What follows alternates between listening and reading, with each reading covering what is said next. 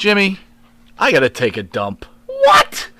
No, I mean I need a dumpster. Well, for all those needs, you need to call Big V Dumpster Rental, Long Island, New York, 631-900-DUMP.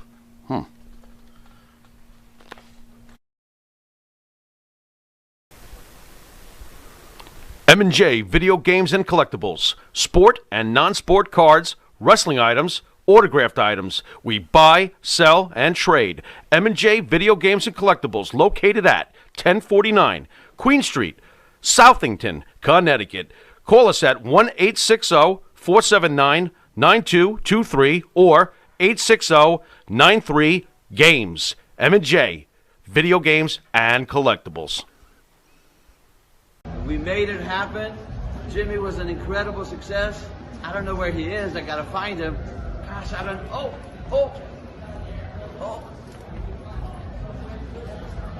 Oh yeah, George. Oh, George. Right George. here. Yeah. Yes, we did it, brother. Yes, we hey, did. Thanks to Dan. You know what? And in the ring with Dan and Benny. Hey, brother, man. Hey, he's about the most cat. I just love him to death. I love you. Thanks for having me. Hey, you're the best. I'm telling you, brother. In the ring with Dan and Benny. Yeah. We love you. Thank you so much. Dan. Mwah. Oh yeah.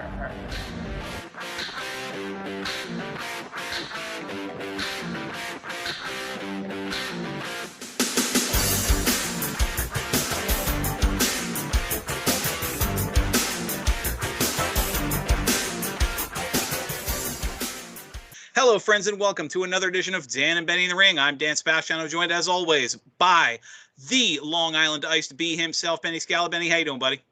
Well, Dan, you know, one of my favorite songs back in the 80s was the Whitesnake song, Here I Go Again. So here I go again, but unfortunately it's to report yet another death of a great professional wrestler, and this one really hit close to home.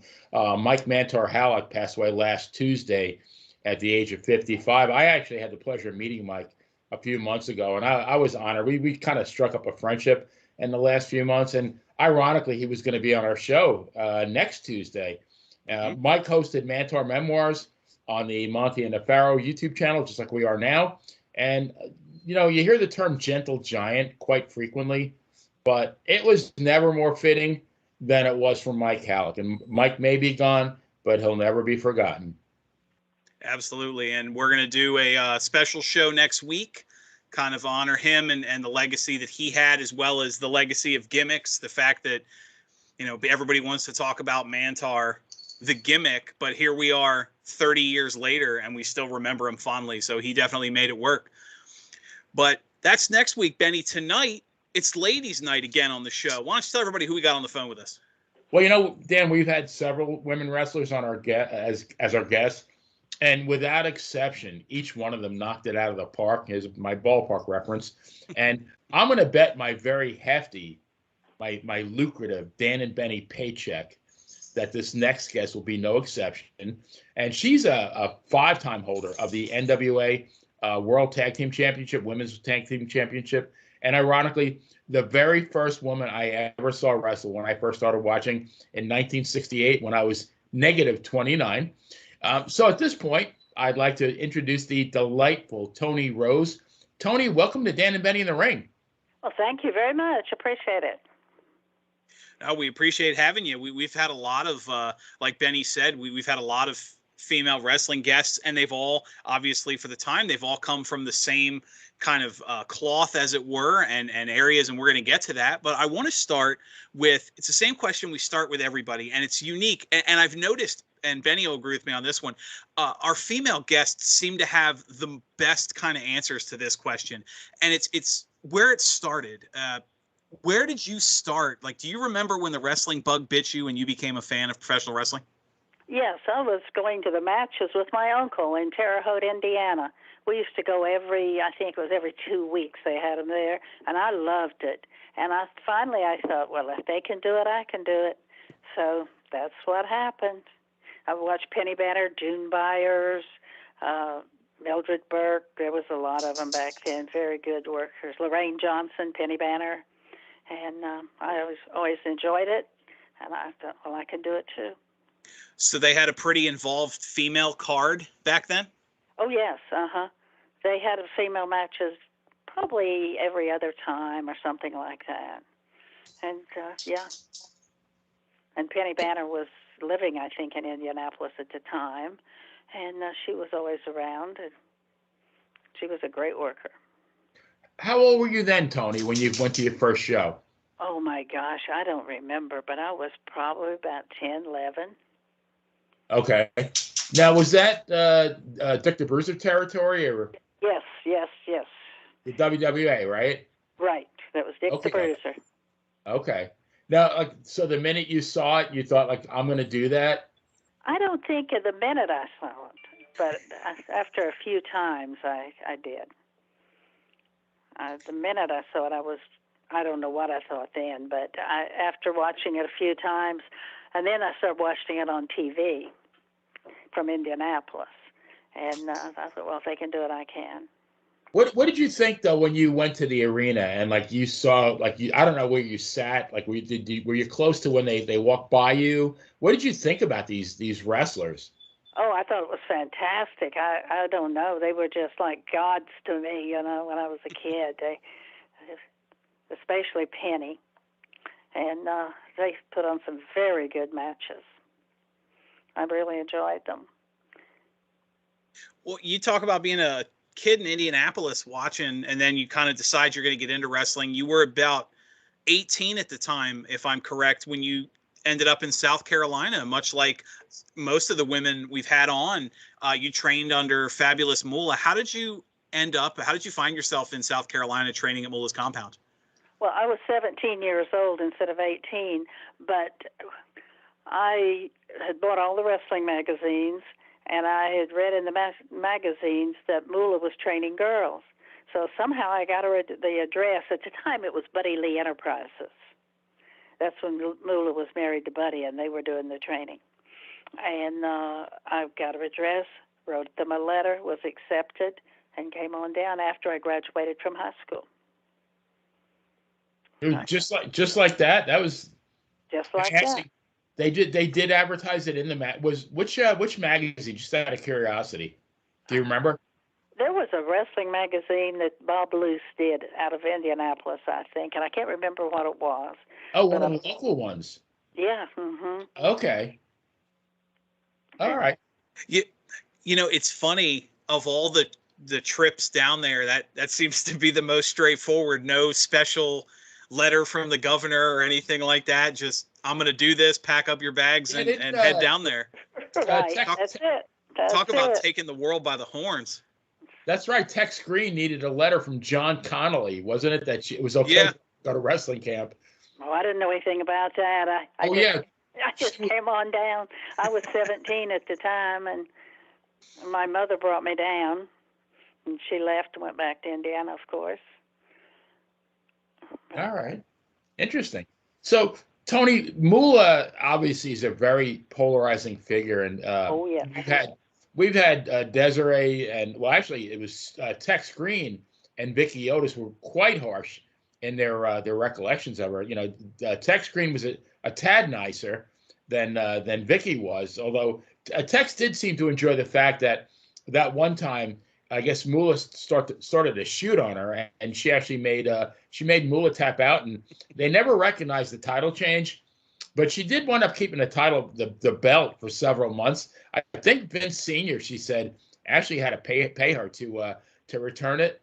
So yes, Susan's a friend of mine. I talk to her quite frequently, and yes, I've heard she's told me the same thing.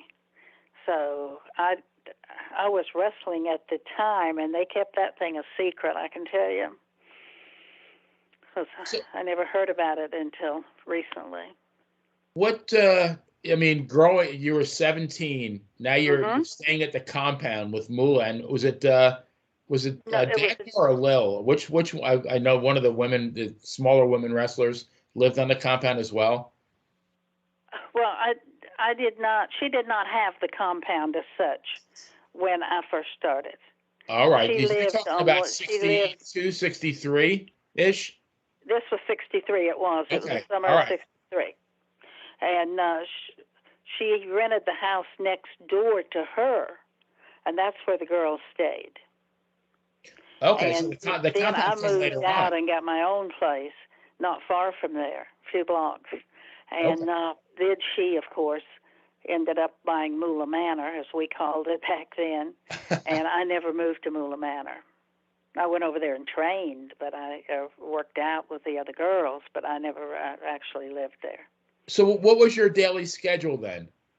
Well, we would get up in the morning, go out, work out, come back in, eat something, rest a while, and go back in the afternoon and work out some more, and that was it for the day. We work out 2 to 3 times a day. Okay, so all right, so it was kind of a full-time thing then, right? Oh yeah, it was. Yes. Now, I believe it was both Vicky and Desiree both said that Moolah was not very hands-on at all, but that was a little bit later on because they're a little bit younger than you are. I would think at that point in the early '60s, Moolah would have been a little bit more hands-on. She was. She was more hands-on at the time. She had come out and worked with us. Fran Gravette would work out with us. Betty Boucher, Sweet Georgia Brown, and Moolah was there.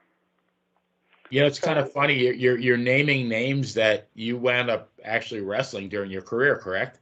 Right. Okay. Yes. Speaking of, I'm sorry. Go ahead.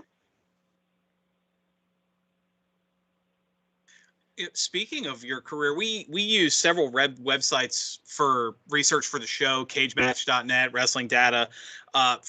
Wrestling Data shows your first recorded match, October 1963, against Moolah. Is that correct, or did you have anything else before that? That's not correct.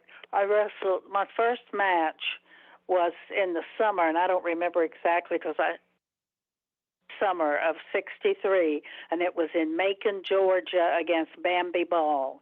I was booked down there for 3 weeks, including my first match. First 3 weeks I wrestled, and I worked with Bambi for 3 weeks down there, and I got beat up every day, every single day. I heard was actually, a tough character. On Wikipedia, you got knocked out.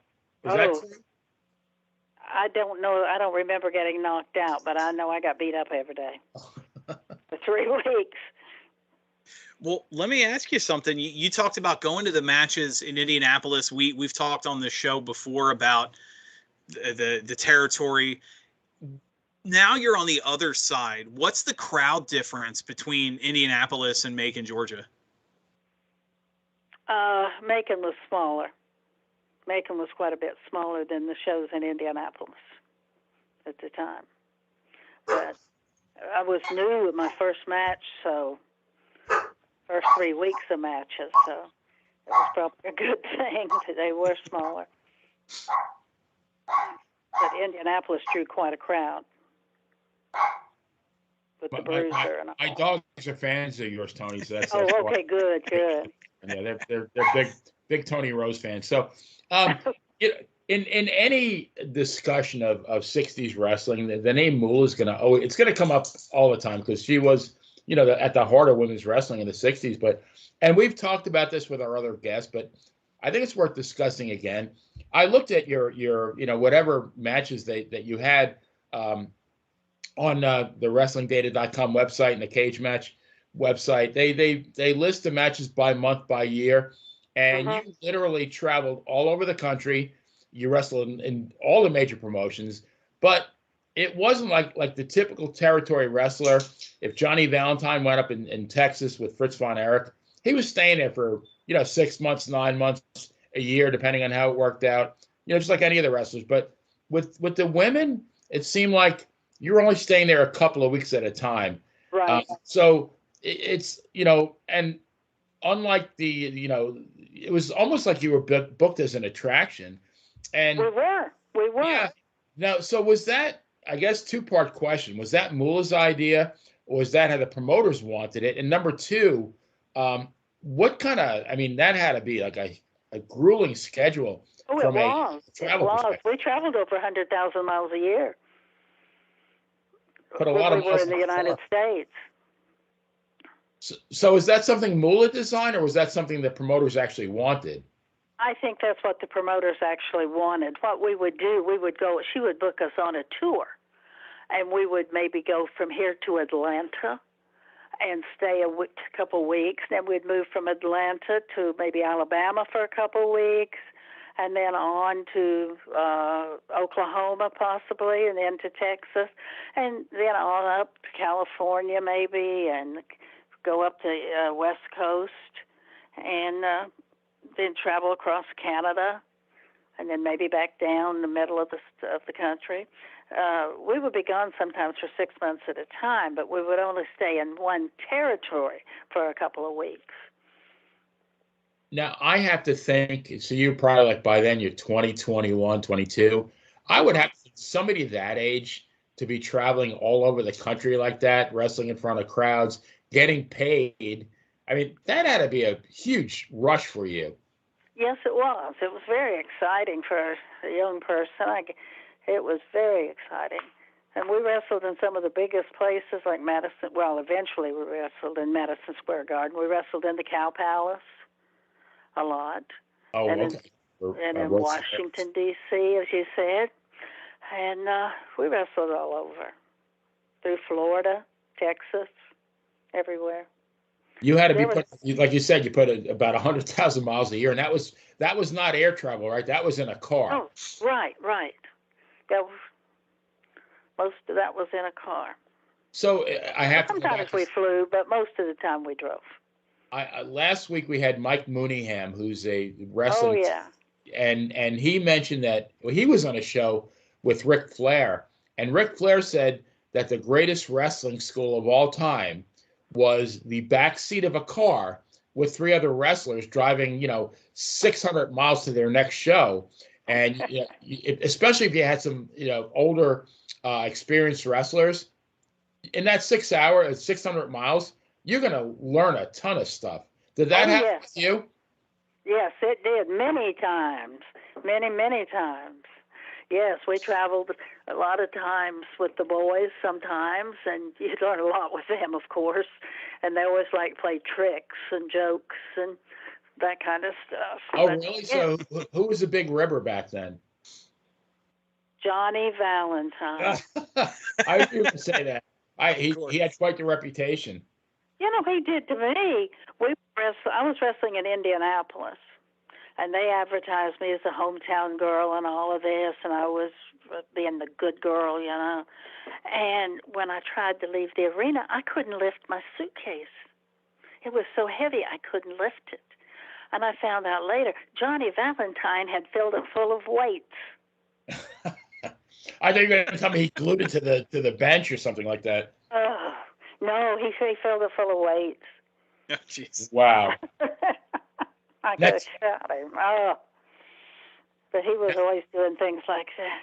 Please tell me he was a nice guy, because I started watching in 1968. He was in his peak back then, and I think by then he was a heel. So I think he was. And but my knowledge of wrestling was from what I saw on Capitol Wrestling from Washington D.C. on Saturday night, and then whatever I read in the magazines. And I, of course, it was so real to me. I didn't like Johnny Valentine, but I've heard that he was the consummate professional. Yeah, he was a very good wrestler, and he was normally a very nice person. But he had a sense night of humor. I didn't appreciate him. Yeah. That's great. Appreciate it more now than you did back then, right? Right. Yes. I sure did. But he was a nice guy, basically. Basically.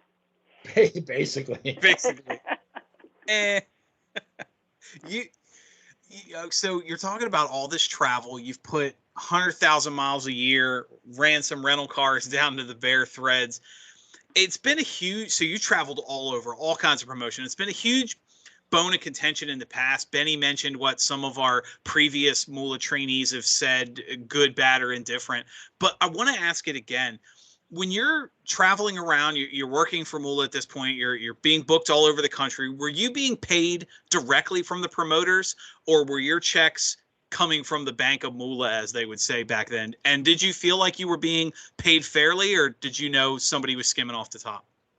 Well, both. We wrestled. We got paid by the promoters a lot of times. We got paid after the matches. Sometimes, if we were leaving that particular territory before the money was ready, then they would send it into Moolah. I have no proof that she skimmed off the top. She probably did. I wouldn't doubt it, but I have no proof of that. But the promoters paid us directly a lot of times. You know, it's really funny because, you know, and just for a little perspective, I mean, like I said, you're a little bit, you know, older than the other guests, but I think it was Sue, Tex Green, said that every promoter paid Moolah. The one exception was Bill Watts that paid the wrestler directly. So I guess maybe, you know, over time she changed the way she did business. But, you know, so in your day, you actually, for the most part, if you were wrestling in the territory, you got paid by the promoter then, correct? A lot of times we did, yes. A lot of times we got paid by the promoter. He'd come in the dressing room and pay us after the matches lots of times, or most of the time. Again, but sometimes sometimes the promoters would send checks in. Right. So did you notice a difference in the payoffs when you got it from Moolah? Back then, I didn't know. I was going to say, like, at that age, like, you don't really think about money the way you do when you're a little bit older. You know, you're getting money and you're thinking, like, damn, I'm making this money and I'm a wrestler. Yep. People love me. And was it kind of like that for you? Yeah, but I think I would have noticed if there would have been a big change in the money. I think if it had been a large amount, I would have probably noticed. Would you have said anything, or you still? Well, I would have said something if I'd have noticed it. Oh, really? Okay. Well, let me ask you. Kind of a two-part question. Did you feel? I mean, you all were paid very well, and what was the pay? Because you said women were booked more of an attraction in rotation. How was your pay comparative to the male stars at the time?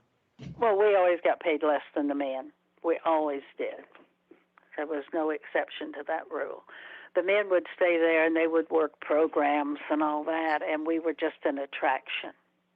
Now, Vince McMahon, Sr., he paid very well. Roy Shires in California paid very well. But some of the smaller places, of course, I guess they just didn't have it. But we made pretty good money back then. Not like they do today, but things are so different today. Oh. Well, Tony, go ahead, Benny. Well, I was going to say, Tony, I found one match. And, of course, again, this is, you know, what I found on the internet, so you never know. But I found one match in 1965 where you wrestled as Renee Duran. I think it might have been against Moolah. Is there any significance to that name? None whatsoever. I don't even remember it, but I do know that they didn't always use our names. I mean, we were just, like you said, an attraction, and they put anything up there. Do you remember any other names besides that? Shirley West. I remember when I first started, they had Shirley West. I don't know if there was actually a Shirley West or not. But, you were Shirley West? Shirley West. Okay. And but I don't remember Renee Duran. I don't remember that, but I wouldn't doubt it at all because they would put different things on the posters, and maybe they didn't know who was coming in. Maybe they didn't care who was coming in. Maybe there was another Renee Duran that was a no-show. Yeah. It could be I think they got Moolah's name right about all the time, but other than that, I don't think they really cared. So it could be we previously had Randy Hogan on for a special on Underneath Guys, and he's credited with matches in the wrestling databases that he never participated in. At some point, they just decided to combine two people, and he, to this day, he has no idea why they decided that he was also that other person. So who knows? Maybe I don't doubt that at all. Maybe history blurs. I know I have a lot of friends that wrestle, and especially some of them when they would work the local, like the smaller local shows, they wouldn't know that they'd been booked under a different name until they heard the announcer say something like, "Oh, is that who I am today? Okay, let's do right. this." That's correct. That is correct. You know, it's funny. Like, I mean, I'm a numbers guy. I've been a degreed accountant. I did finance all my life, and avid baseball card collector. I mean, I memorized the back of baseball cards, and I mean, all the major sports, everything is chronicled to exactly how many home runs Mickey Mantle hit or how many hits Ty Cobb got or whatever. But wrestling is that one where it's like you really, even though there's like some websites now, they're not complete, because like I've looked up Bruno, that they'll have Bruno wrestling 180 times a year, and he probably wrestled double that in number of matches. He probably did. Yeah, so it's not totally complete. So when we have you folks on, it's really nice that you can fill in the gaps there. Yes, that would be good. That would be very nice.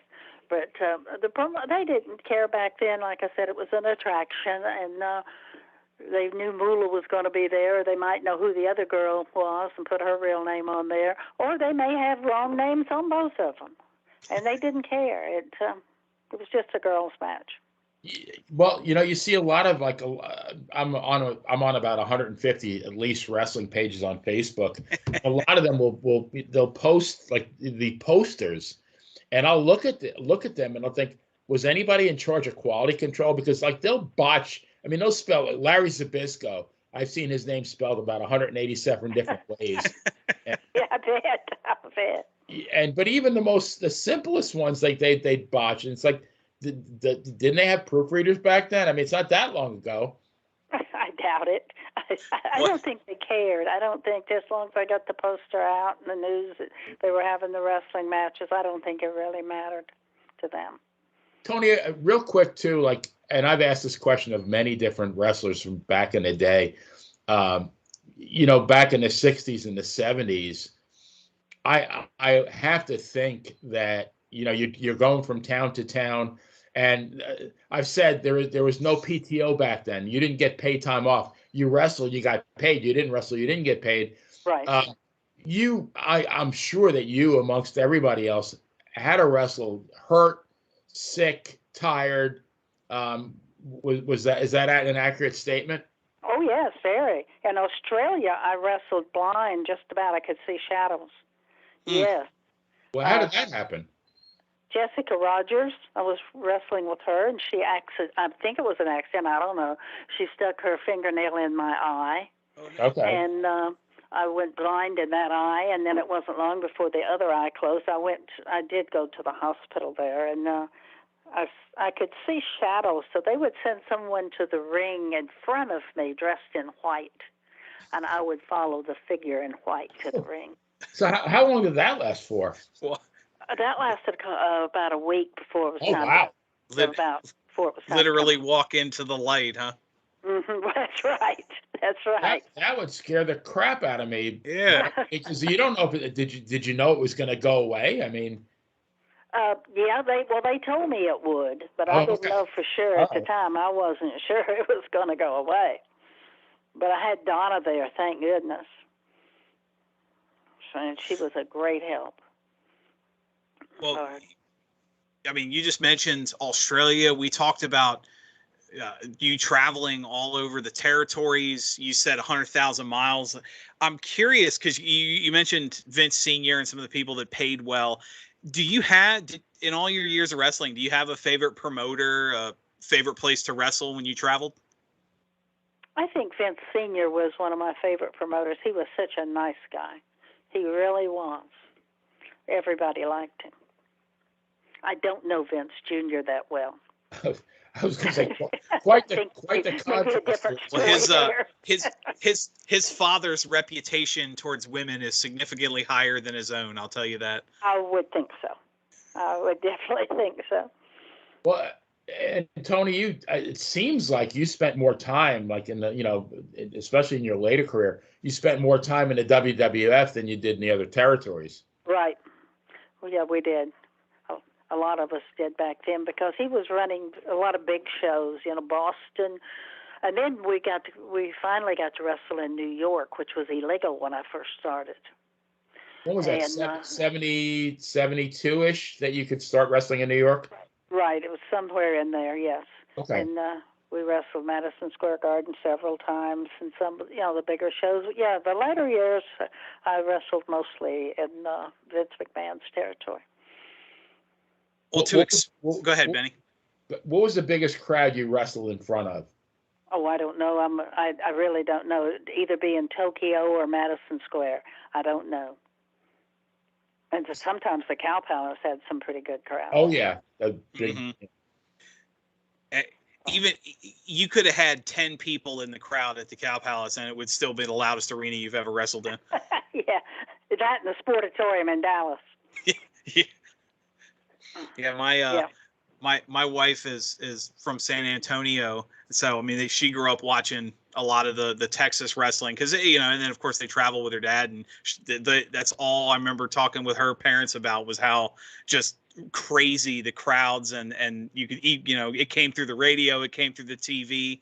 It sounded like there was 100,000 people there, and they're in a high school gym. Oh my goodness, yeah, I remember that too. That happens some places. They say that we can always wrestle better when there's a lot of bigger crowd, so I guess maybe that's why they did it. Well, actually, I'm curious. We've had a lot of wrestlers on that have told us some. I mean, in hindsight, they're funny, but at the time, I imagine they're more horror stories of fans that got very handsy with. You hear stories about managers and wrestlers getting swung on or people almost stabbing them. I know. Freddie Blassie's broken a few canes. Jim Cornette's dented a few tennis rackets fighting off fans. Did the female heels get the same kind of heat, or was it did the crowds react differently to you? Well, they probably reacted differently, but we did get in some of those situations down around Louisiana. I remember fans coming into the ring, and the boys all came out. Geez. And locker room empty to help you. Room, but some of those places in Louisiana was really rough. Mm. So, I mean, did you ever have an issue with the male fans? No, not really that much. Some of the women were pretty rough. Some of the women fans were as rough as the men. They'd try to come in the ring. We can beat you. And they'd try to come in, but the police or somebody mostly always grabbed them. But that night, one night in Houma, Louisiana, I think it was when the crowd I don't know, remember what we did, but the crowd was coming in the ring and the boys all came out. I've heard horror stories about Houma, Louisiana. That's what happened. And another time, the boys got into a bad situation in the ring, and the fans was coming in. And I forgot who it was, but one of the boys had felt somebody wrapped around from behind was holding him, saying, "I got your back, brother. I got your back, brother." And he said, "Who the heck is this?" And the fans are coming at him. And he looks around, it's Diamond Lil. Oh. I mean, that could not have been that big of a venue, though, Houma, Louisiana. I mean, how many people? No, but they're mean down there. They're rough. You can make those people mad easy. But you talk about like really being emotionally invested in wrestling. I don't think any fans were any more invested in wrestling than those folks. I think so, because they wouldn't think twice about jumping in the ring. And you look up and they're coming in droves at you. They usually drew a pretty good house. It was a small town, but they usually drew a pretty good house. I think they were drinking beer. I think they sold beer there too. So that might have given them a little extra encouragement. But did you dread it, like having to go back there? No, we liked it. I never got hurt, but no, we kind of enjoyed it. Okay. It got a little scary there at the end, but yeah. A little bit. Yeah, anybody that's ever watched or been to a show at the Territory era or watched a Territory tape, it's hard to describe to modern fans the way the crowds were. You just don't see that anymore. No, you don't. You do not see that anymore. It's more controlled today. Yeah. Than it was back then. Well, I mean, it's a totally different, parameter now. Like now somebody buys a ticket to wrestling, they're going to be entertained. Back then, they bought a ticket to see somebody get their butt kicked. That's exactly right. Yeah. Exactly. Or somebody get, they whatever heel they couldn't stand to get beaten to a bloody pulp. But and that's what they wanted. That was their payoff. Yep, that's exactly it. But today it's more showmanship than it was then.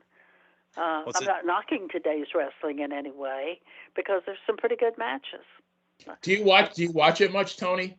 Once in a while I'll watch Raw or SmackDown. Do you have any female wrestlers that you really like watching? The best one, I think, is Natalya. She seems to get less publicity or less push, let's say, than a lot of them. But as far as wrestling, she's a very good wrestler. Yes. Well, she was trained by... Oh, yeah. Yeah. Hey, Natalya. Oh, yes, too. Now, that was one cheap sucker. Who's Stu Hart? Yeah. Just like, he had to feed those 12 kids. Come on. Oh, I know, and we supported a lot of them kids back then. You paid for Bret Hart's oatmeal back in the day. I sure did. I had no doubt. No doubt. How was it? Did you ever wrestle there in the winter? And how bad was? Yes. Oh God. It was cold. It was very cold. I lived sometimes in freeze to the ground. That had to be get brutal. the keys in the keyhole and open your car. It was cold. But that was one of those territories where like nothing was close to the to anything else. Like you wrestle in Calgary, miles away, just about. Yeah, and you're wrestling. You got to drive when it's 88 below zero with 27 people in a Volkswagen to get to your. Oh my God! Yeah, right. Right. Well, not exactly, but pretty close. Yeah, embellishing a little bit, but not too much. You always got to put it in perspective. You hear some of the stories. I'm trying to remember when he said it was, but Bret Hart was tells a story about traveling back and forth, and he said it was 20 below. I mean, 20. You realize 20 below is 52 degrees below freezing when you're talking about. When they say it gets cold in Calgary, it's cold. It's cold. Put that in perspective. Saskatoon. No, I go ahead.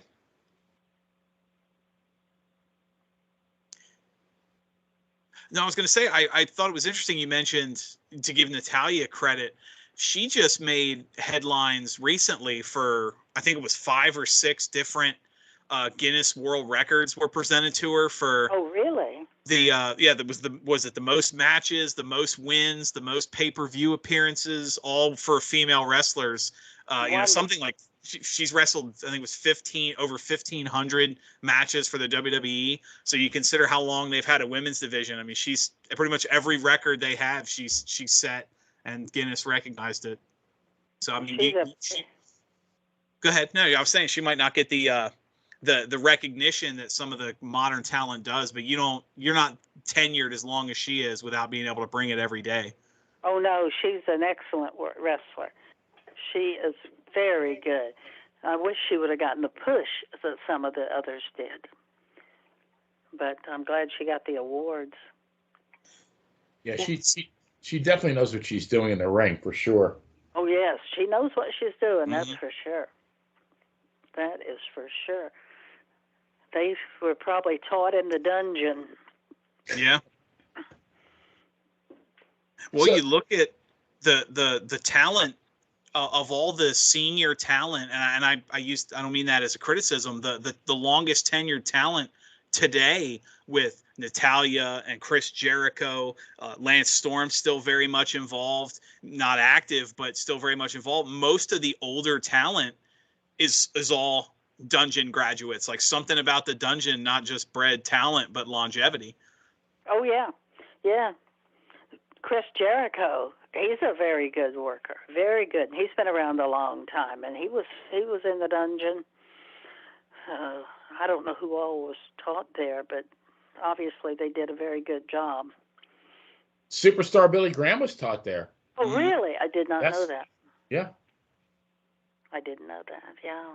You know, it seems like the people that worked in that were trained in the dungeon, they're not only did they have long careers, but they were relatively injury free. Like I don't think Jericho has ever been hurt, or if he has it hasn't been for too long.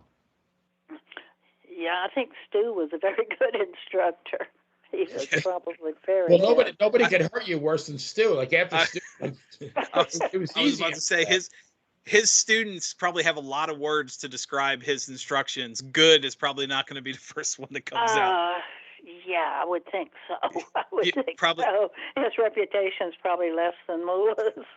Probably some variation of ow and several curse words, I would imagine. I would think so. I would think so. But I want to circle back, Toni. We were talking about your territories and favorite places to wrestle. While we're on the topic of women's wrestling, you wrestled a who's who of women's talent in the 60s and 70s. I mean, we obviously talked about Moolah. You wrestled beside Donna Christianello. You wrestled Penny Banner, Vivian Vachon, Betty Bouchard, Judy Grable, and so many others. Do you have a favorite opponent? Or was there, and the flip side of that, was there someone you kind of raised an eyebrow and didn't really care to get in the ring against? Well, there's a few of those, but I won't mention their names. But the girls you mentioned, I enjoyed working with Moolah. I enjoyed working with Penny Banner, Betty Boucher. I enjoyed working with Donna. Joyce Grable, Judy Grable. Oh, Judy Grable, I loved working with her back in the 60s. So, yeah, there was a lot of good girls back then. You and, obviously, Benny mentioned it in your introduction, you're multi-time NWA Women's Tag Team Champion. You and Donna Christanello were partners. How did that partnership come about? Moolah held a tournament in her gym. See, Moolah and I had the belt to start with. And Moolah decided she didn't want to wrestle tag team because she didn't want to share in her book. I'm quoting her book. She didn't want to share the glory with anyone, so she didn't want to work tag team. So she held a tournament, and there was tons of girls. And Donna and I won, and that was it. That's how we first got the belts. So Toni, I told you before we actually got on air that I started watching in 1968 Capitol Wrestling. I actually when I was 12 for 1967, Christmas 1967, I got a 12-inch Hitachi black and white TV set, and I brought it up to my room. And so I grew up on Long Island, Farmingdale, Long Island, and if I put like aluminum foil on my antenna, if I stood on my head and clicked my heels 3 times, I could actually get channel 47 from Newark, New Jersey, which on Saturday night at 6:30 carried Capitol Wrestling, from the National Arena in Washington, D.C. And you and Donna Christianello, who I called Donna Christianello for the last 55 years until you corrected me. But you and Donna Christianello, you literally dominated the East Coast, the New York women's tag team scene, and you actually did capture the NWA Women's Tag Team Championship on several occasions. So I have to confess, as a 13-year-old kid, I didn't like you guys. But I must have been doing my job pretty good. Yeah, that's what I'm saying. Like, you really did your job. And so talk about Donna. I mean, I think every time I ever saw her wrestle was with you as a partner. But both of you guys really, you blended. You were a phenomenal team. So that had there had to be a great chemistry there. There was. We kind of knew what each other was thinking. We had worked together so long, and I really enjoyed. I worked against her for several years when I first started, or when she first started. But then we became tag team partners and best friends. And we knew what each other was thinking, basically. Did that friendship extend like beyond wrestling, and post wrestling? Yes, it did. Yes, I spoke with her about a week before she passed. I hadn't been hearing from her, and I would call her, and she sounded like she was kind of ill, but she said, "I'm getting better. I'm better. I'm getting better." And then she called me and said, "I feel a lot better." And we talked for quite a while, and then a couple of days or a week or so later, she passed. Oh, wow. Oh, now, she was, I believe, from the Pittsburgh area. She was from Pittsburgh, yes. Did Bruno get her into wrestling, or how did she get in? I don't think Bruno did. I don't know who recommended her to Moolah, but I was on the road, and when I came back, she was there training. I don't know who recommended her. I don't remember, but she trained at Moolah, that's for sure. And she wrestled us. She was a baby face at first, like we all were. And but yeah, she turned out to be a very good worker. I did notice, though, at the beginning, because I did the research, and I was going through WrestlingData.com and CageMatch.net, and it seems like before you guys teamed, like you said, you guys did face each other many times. Many times, yes, we did. Yeah. Was it fun? Was it fun working against her? Yes, it was. I enjoyed it. I did enjoy it. Now, at that time, was she was the baby face, or she was the heel? Oh, she was the baby face. Okay, all right. At that time. So now, did you have a preference working baby face or heel? Oh yes, I did. The heel was the best. And why do you say that? Oh, you have more fun, big. It was fun aggravating the people and all that. I enjoyed that. Getting the reactions we were talking about earlier, huh? Right, that's right. Yeah. I enjoyed being a heel. Donna did too later. She was a very good heel. Yeah, she was.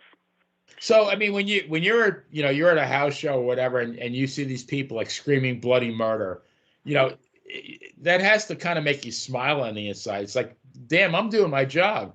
Yes, it does. Yes, I always enjoyed that. If they're not booing me or yelling at me, I thought, oh Lord, I'm not doing this. You're getting the heat. You're doing your job. Got to do something. They pull some hair, bite somebody, do something. Uh-oh. But, well, as traveling, I'm curious, traveling as much as you did you ever have we've talked about it on the show many times. There seems to be very few people on earth with better memories than a wrestling fan.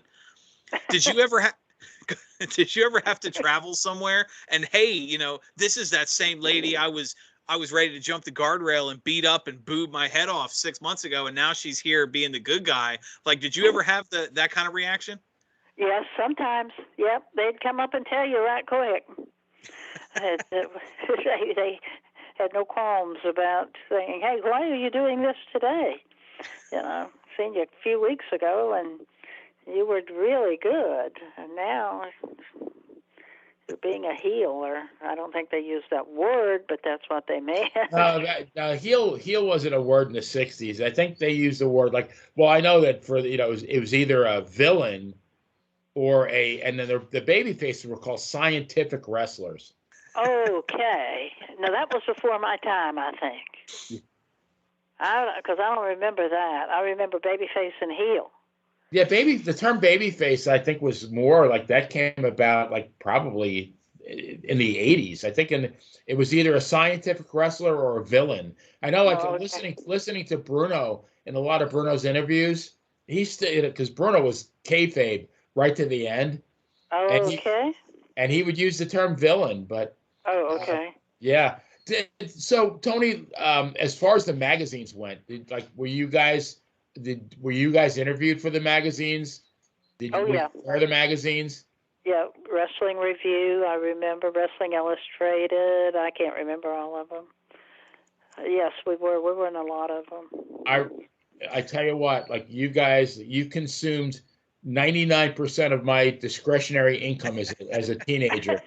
The minute I had money, I went to the local. It was a stationery store, and The guy behind the counter was called Three Fingered Nat because he literally he had 3 fingers, and so if you climbed up to try to find the Playboy magazines, which of course, 13-year-old boy, you're curious, and he would eject you with those 3 fingers. But oh my gosh! most of the time I went because I knew exactly where the wrestling magazines were, and I would walk home from school and go to the luncheonette and specifically go there to see if a new issue came out. And the minute it came out, that I had to have it. So yeah, you guys made me poor as a teenager. Okay. Yeah, we were in a lot of the magazines, and so sometimes it's what they wrote was true. Sometimes it wasn't. Yeah, Mike Mooneyham was talking about that. Like he wrestled, he wrote at some point. He was a journalist, a true journalist. Oh yeah. But it kind of went from journalism to it was kind of almost science fiction after that, and then he didn't write for them anymore. Yeah, yeah. He retired from the Post and Courier newspaper in Charleston. Great writer and a great wrestling. Unbelievable. He's a good historian too. He knows a lot. Absolutely. Yeah, and a good guy too. Yes, he is. He's a very nice guy. He's not that far away from you, is he? No, about 100 miles. Okay. That's what he did 3 articles on me for the newspaper just within the last month. Oh, really? Oh, wow. Okay. All right. Nice. He did mention that he's still very active in writing about wrestling, so that's cool. Yeah, he's still writing about it. Yep, I don't know how often that he does that, but yeah, he's still writing about wrestling. I'm curious. Benny mentioned when he was talking about Bruno, he said he was kayfabe to the end. That was a big deal in the 60s and 70s, and we've had a lot of funny stories about avoiding certain restaurants and grocery stores and having to sneak out the back. Yeah. There was the recent Dark Side of the Ring episode on Magnum TA where they talked about the police had to arrange for Ric Flair and Arn Anderson to be snuck in through the back at midnight so that no one would know that the heels were coming to visit the babyface in the hospital. Like, was it harder, easier, the same trying to keep kayfabe as female talent? It was hard trying to keep kayfabe, especially if you rode together and came to the arena. You had a hard time getting in, so nobody would see you with your opponent. So kayfabe was kind of hard. I mean, what if you went to a diner to get something to eat? Did you have to sit? We'd never sit together, never. You couldn't, right? You had to. Okay. Oh, no. You'd sit as far away as possible. Okay. Yeah, that was kayfabe. Toni, in 2018, if I have the date right, you were inducted into the Professional Wrestling Hall of Fame. So how does it feel knowing that your fans, as well as your peers, view you as actually one of the best ever? Well, it's fantastic because I didn't think anybody remembered me at all, and I was shocked, and it was wonderful. I really enjoyed that. But it was 2018. I think it was May of 2018. Okay. But, it was quite an honor. I appreciate it. Now, did you actually go to the induction? Yes, I did. Wichita Falls. That's when it was in Wichita Falls, Texas. Right. Who else was there when you were there? Just out of curiosity. Susan Green was there. Tex was there. Okay. Let's see. Tiger Conway. Okay. Oh my gosh, I can't even remember who all was there. Firpo, what's his name? Pampero Firpo. He was inducted the same time I was. Oh, was he? Okay, so we had Mary Fries, who is his daughter, as our guest a couple of months ago, and what a fascinating guy Pampero Firpo was. Yeah, she was at the induction. She and the son was both there. Okay. And they were very nice people. Did Pampero bring Chimu, his shrunken head? I don't think so. I don't remember seeing that. He left Chimu at home. Yeah, he must have, because I don't remember seeing that. Chimu had to feel slighted when he did. Yeah, oh, wow, okay. They flew in with him from California. I think he was living in California. I'm going to tell you, Toni, nobody's going to forget you. Like you said, Mike wrote 3 articles about you recently, and here you are with us, and that's what we do. I mean, at least Dan's a little bit younger than I am, but I mean, I grew up watching you. So, oh my goodness, yeah. Yeah, I mean, and I'm only 31, and you're like, what, 30, 32, 33? So. 32, 33, yeah. Yeah, I don't know how the math works. I'm not really good at numbers, I just yeah, right. But no, you're never going to be forgotten. No, well, thank you. I appreciate that. But Benny, it was quite an honor to be inducted into the Hall of Fame. I want you to listen to this. I got curious. Listen to this company, Toni. The 2018 Pro Wrestling Hall of Fame class. Obviously, Toni Rose, Fred Bill, Ralph Ruffy Silverstein, Eddie Graham, Ernie Ladd, Sting, Hacksaw Jim Duggan, Red Bastien, Billy Red Lyons, Pampiro Firpo, who you mentioned, Hiro Matsuda, Joe Higuchi, and Red Bastien. That was the 2018 class. So when Benny said that you're to get in with that group, you're considered one of the best of all time. I truly hope you understand how revered, when you look at some of those names. That's very good company. Very good company to keep. There's some big names. Definitely well deserved. Toni, so if you say, it's 2023 now, if somebody invented a time machine and you could go back in that time machine but retain all your memories and all your knowledge and go back to 1963, would you have still gone into professional wrestling? Yes, I would do. I still would. Why do you say that? Just out of curiosity. Because it was a very interesting time. Had a lot of fun wrestling. I loved wrestling, still do. That's why. It was something different, but it was enjoyable for me. Now, and I met a lot of great people.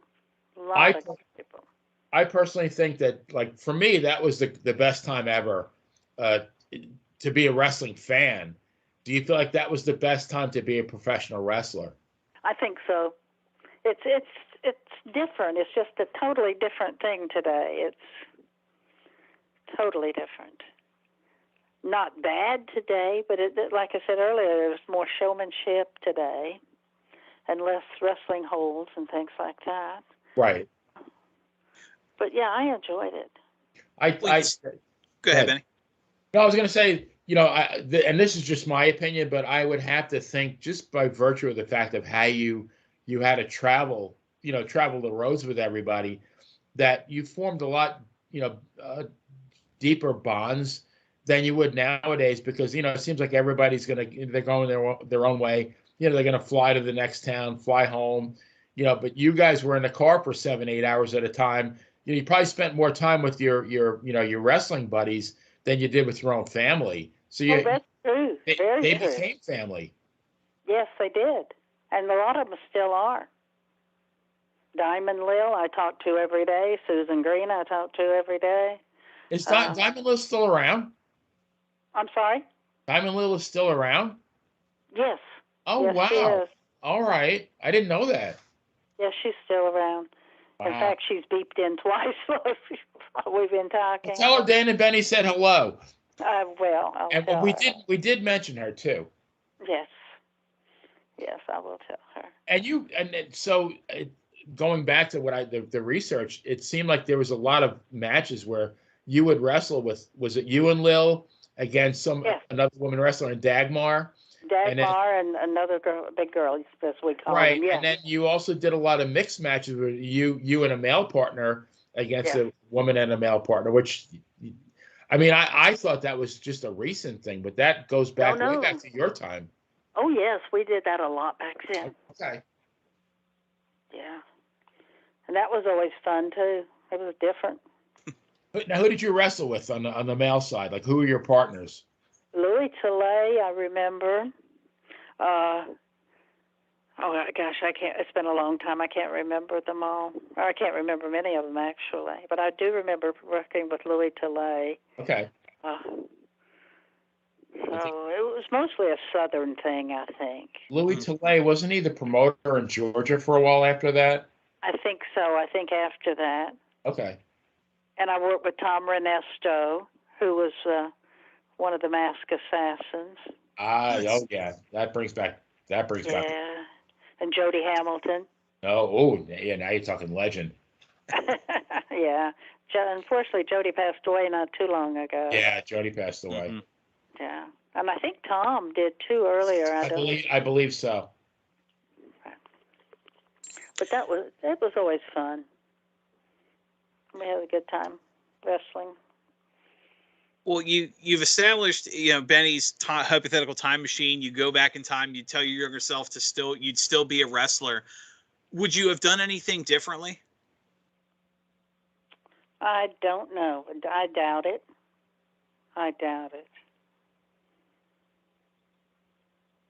Well, as we wrap up here, thank you so much for your time. It's 2023. Do you have you mentioned being interviewed a few times, coming up, obviously, stories to be published. Do you have what does the future hold for you, Toni?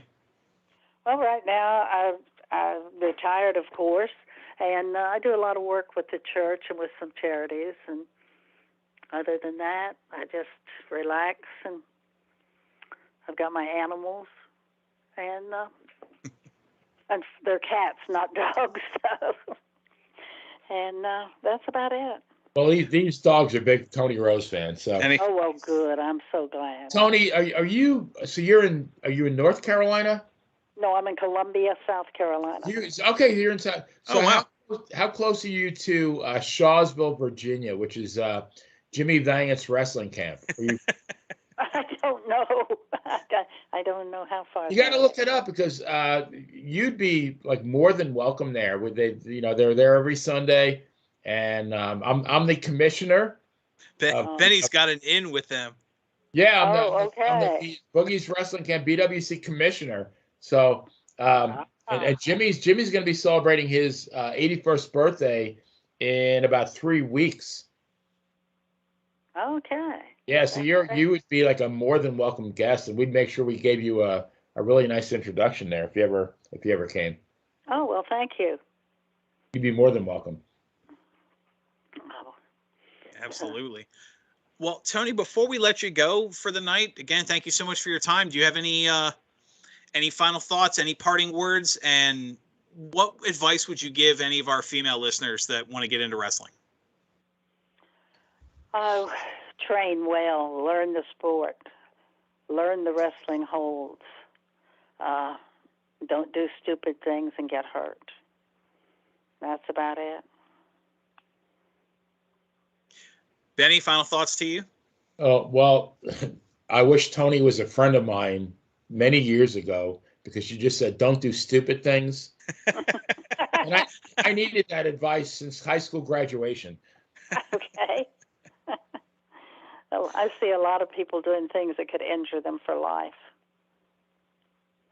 And, very true. That's not very smart.